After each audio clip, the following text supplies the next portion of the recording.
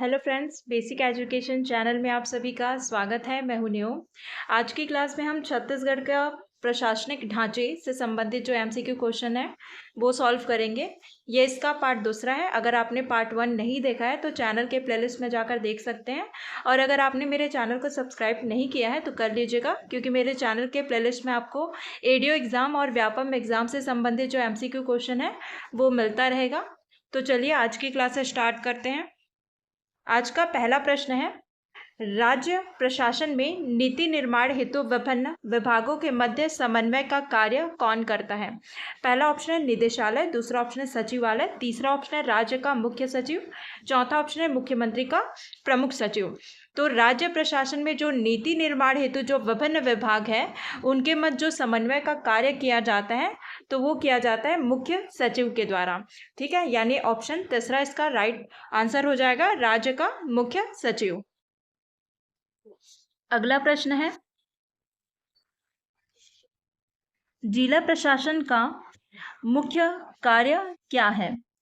पहला है निर्णय निर्माण, दूसरा ऑप्शन है नीति निर्माण, तीसरा ऑप्शन है राज्य शासन की नीतियों का क्रियान्वयन, चौथा ऑप्शन है अधीनस्थों को अनुदेश देना। तो जो जिला प्रशासन है, ठीक है, इसका मुख्य कार्य होता है राज्य जो भी नीति बनाती है उनका क्रियान्वयन करना। ठीक है, यानी ऑप्शन तीसरा इसका राइट आंसर हो जाएगा। ठीक है, अगला प्रश्न है, छत्तीसगढ़ में नायब तहसीलदार से लेकर कलेक्टर तक के अधिकारी किस विभाग के अंतर्गत आते हैं? पहला ऑप्शन है राजस्व एवं आपदा प्रबंधन विभाग, दूसरा ऑप्शन है गृह विभाग, तीसरा ऑप्शन है पंचायत एवं समाज कल्याण विभाग, चौथा ऑप्शन है लोक निर्माण विभाग। तो नायब तहसीलदार से लेकर जो कलेक्टर तक के जो अधिकारी हैं वे आते हैं राजस्व एवं आपदा प्रबंधन विभाग के अंतर्गत आते हैं। ठीक है, यानी इसका राइट आंसर हो जाएगा ऑप्शन पहला। ये बहुत ही इंपॉर्टेंट प्रश्न है। ठीक है, आपको एग्जाम में देखने को मिल सकता है किसी भी व्यापम के एग्जाम में, तो इसको अच्छे से पढ़िएगा। अगला प्रश्न है,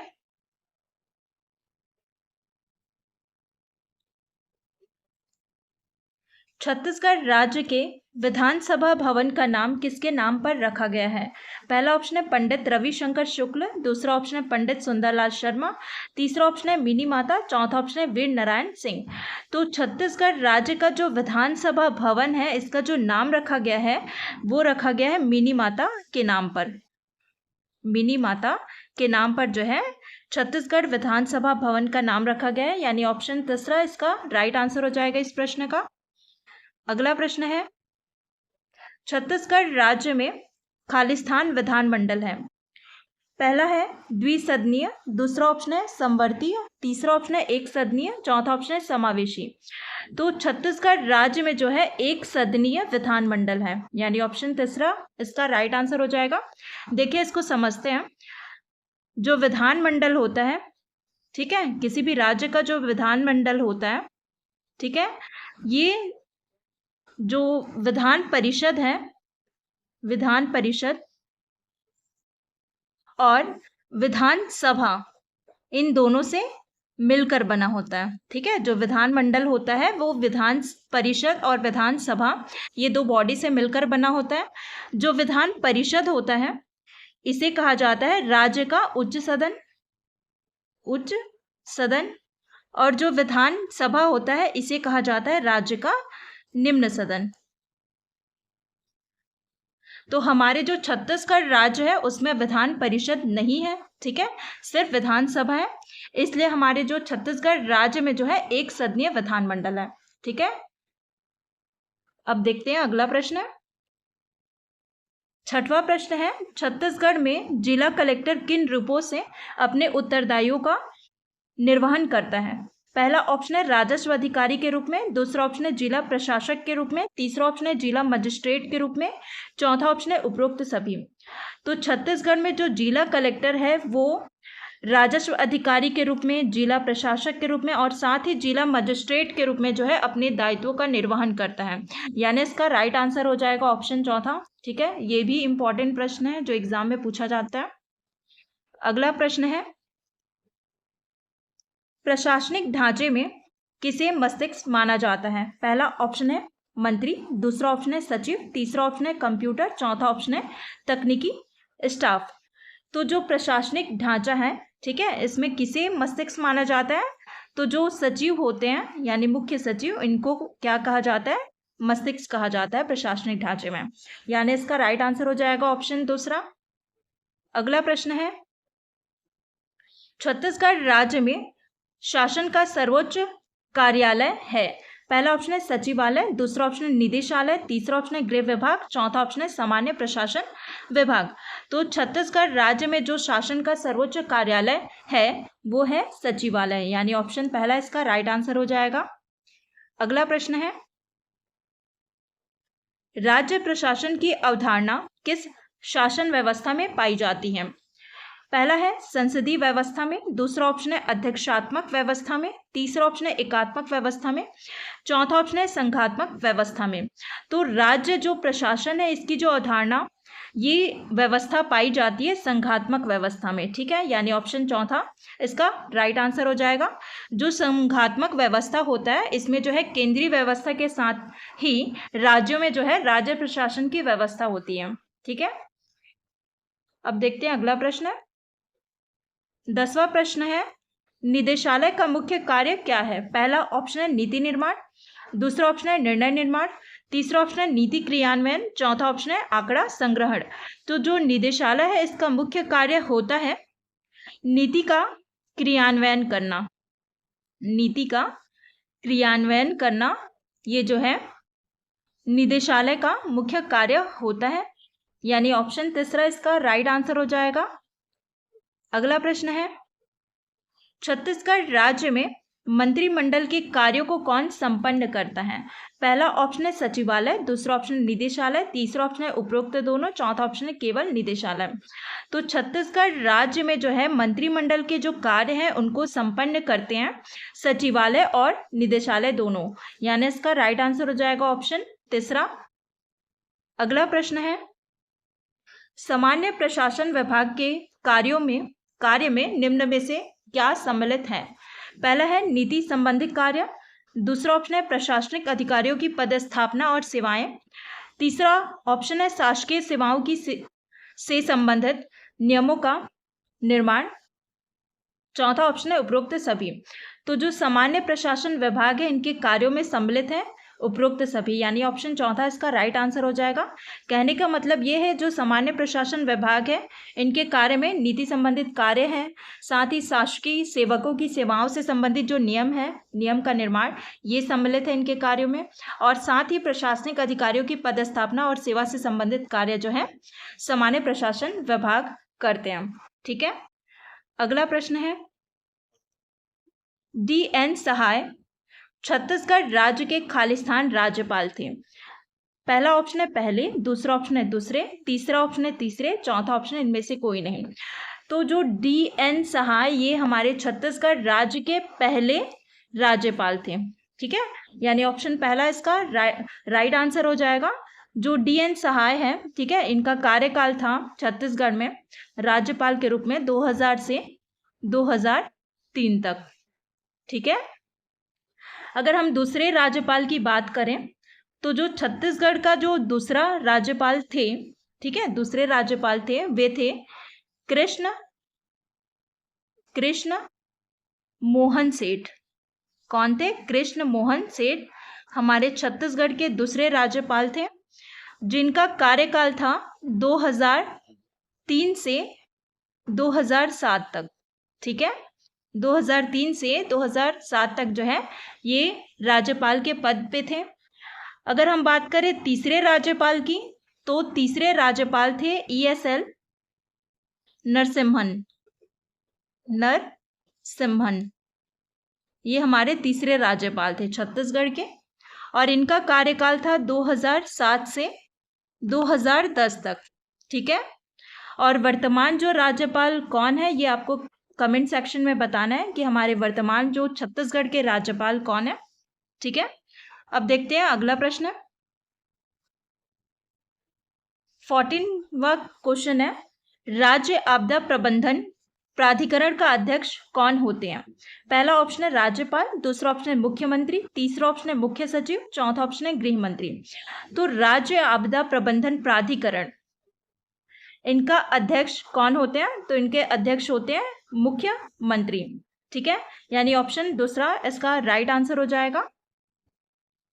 अगला प्रश्न है, एक राज्य का मुख्यमंत्री राष्ट्रपति के चुनाव में मतदान नहीं कर सकता क्योंकि पहला ऑप्शन है वह स्वयं राष्ट्रपति पद का प्रत्याशी है, दूसरा वह राज्य का कार्यवाहक मुख्यमंत्री है, तीसरा उसे राज्य विधानसभा में बहुमत सिद्ध करना बाकी है, चौथा ऑप्शन है वह राज्य के उच्च सदन का सदस्य है। तो एक राज्य का जो मुख्यमंत्री होता है वो राष्ट्रपति के चुनाव में मतदान नहीं कर सकता। कब नहीं कर सकता? जब वह राज्य के उच्च सदन का सदस्य है। ठीक है, तो इसका राइट आंसर हो जाएगा ऑप्शन चौथा।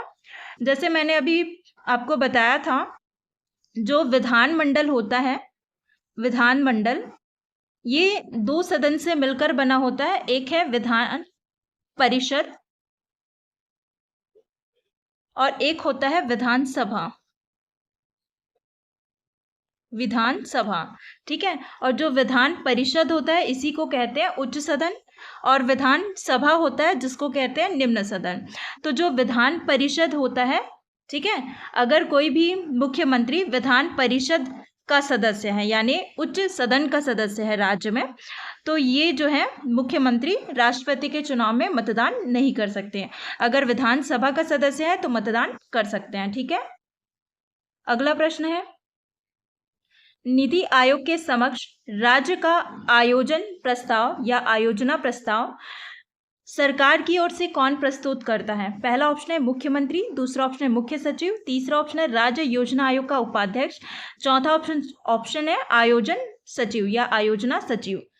तो नीति आयोग के समक्ष जो राज्य का आयोजना जो प्रस्ताव है ये राज्य सरकार की ओर से प्रस्तुत किया जाता है मुख्यमंत्री के द्वारा, मुख्यमंत्री के द्वारा प्रस्तुत किया जाता है। ठीक है, यानी इसका राइट आंसर हो जाएगा इस प्रश्न का ऑप्शन पहला। अगला प्रश्न है, छत्तीसगढ़ प्रशासन का सर्वोच्च प्रशासनिक अधिकारी कौन होता है? पहला ऑप्शन है मुख्यमंत्री, दूसरा ऑप्शन है मुख्य सचिव, तीसरा ऑप्शन है मुख्य कार्यपालन अधिकारी, चौथा ऑप्शन है मुख्य प्रशासनिक अधिकारी। तो छत्तीसगढ़ प्रशासन का सर्वोच्च जो प्रशासनिक अधिकारी होते हैं वो होते हैं मुख्य सचिव, यानी ऑप्शन दूसरा इसका राइट आंसर हो जाएगा। यहाँ पे हम 3 प्रश्नों को समझेंगे। ठीक है, पहला प्रश्न है, देखिए प्रशासन में अगर आपसे पूछा जाए प्रशासन में कार्यपालिका प्रमुख कौन होता है? ठीक है, अगर आपसे एग्जाम में पूछा जाए कि प्रशासन में कार्यपालिका प्रमुख कौन होता है तो आपका आंसर होगा मुख्य सचिव, मुख्य सचिव। ठीक है, दूसरा ये है कि अगर आपसे पूछा जाए कि छत्तीसगढ़ का कार्यपालिका प्रमुख कौन है, ठीक है, सिर्फ कार्यपालिका प्रमुख पूछा जाए तो आपका आंसर हो जाएगा राज्यपाल, राज्यपाल। और अगर आपसे पूछा जाए एग्जाम में कि छत्तीसगढ़ का या किसी भी राज्य का वास्तविक कार्यपालिका प्रमुख, वास्तविक शब्द अगर लिखा हो कार्यपालिका से पहले, वास्तविक कार्यपालिका प्रमुख, तो आपका राइट आंसर हो जाएगा मुख्यमंत्री। ये तीनों में डाउट होता है तो इसको अच्छे से समझिएगा। एग्जाम में अगर पूछा जाए कि प्रशासन में कार्यपालिका प्रमुख यानी एडमिनिस्ट्रेशन में जो है कार्यपालिका प्रमुख पूछा जाए तो मुख्य सचिव आंसर लेंगे आप। दूसरा ये है कि कार्यपालिका अगर प्रमुख सिर्फ पूछा जाए तो राज्यपाल आंसर होगा। और यदि आपसे पूछा जाए कि छत्तीसगढ़ का या किसी भी राज्य का वास्तविक कार्यपालिका प्रमुख कौन है तो उस राज्य का मुख्यमंत्री होगा। ठीक है, देखते हैं अगला प्रश्न। किसी एक जिले में भू राजस्व संग्रह का प्रमुख कौन होता है? पहला है जिला कलेक्टर, दूसरा ऑप्शन है तहसीलदार, तीसरा ऑप्शन है ब्लॉक डेवलपमेंट ऑफिसर, चौथा ऑप्शन है ग्राम पंचायत। तो किसी एक जिले में भू राजस्व संग्रह का प्रमुख होता है उस जिले का कलेक्टर, यानी ऑप्शन पहला इसका राइट आंसर हो जाएगा। अगला प्रश्न है, जिला न्यायाधीश शब्द संविधान के किस अनुच्छेद में आया है? पहला ऑप्शन है अनुच्छेद 231, दूसरा ऑप्शन है अनुच्छेद 232, तीसरा ऑप्शन है अनुच्छेद 233, चौथा ऑप्शन है अनुच्छेद 230। तो जो जिला कलेक्टर है, ये जो शब्द आया है संविधान में आर्टिकल 233 में, ठीक है, जिला न्यायाधीश शब्द आर्टिकल 233 में आया है, यानी ऑप्शन तीसरा इसका राइट आंसर हो जाएगा। अगला प्रश्न है, छत्तीसगढ़ राज्य में जिला शहरी विकास अभिकरण के अध्यक्ष कौन होते हैं? पहला ऑप्शन है कलेक्टर, दूसरा ऑप्शन है जिला परियोजना अधिकारी, तीसरा ऑप्शन है एसडीएम, चौथा ऑप्शन है डिप्टी कलेक्टर। तो छत्तीसगढ़ राज्य में जिला शहरी विकास अभिकरण यानी कि DUDA, डूडा, इसका फुल फॉर्म होता है डिस्ट्रिक्ट अर्बन डेवलपमेंट एजेंसी। ठीक है, क्या होता है full form? District urban development